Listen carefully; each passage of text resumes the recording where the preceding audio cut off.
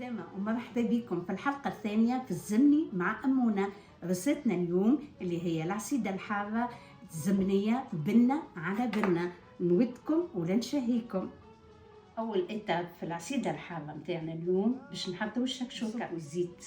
نحطوا القديد والمرقاز متاعنا الشايح يتقلى في الزيت كدا، وبعد ما يتقلى باش نحطوا عليه البصل.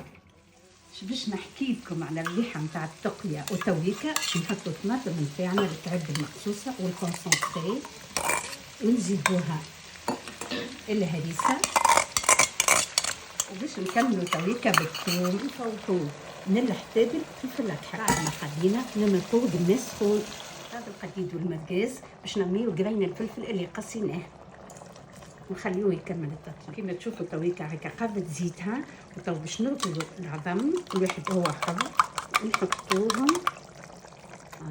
نخليو العظم هذاك يطيب في السخانه نتاع الشكشوكه نتاعنا. باش نتعداو نحضروا العصيده. نستحقوا 10 مغارف فارينه، وباش نزيدوهم الماء البارد، شويه زيت زيتونه وملح، نخلوها في البارد.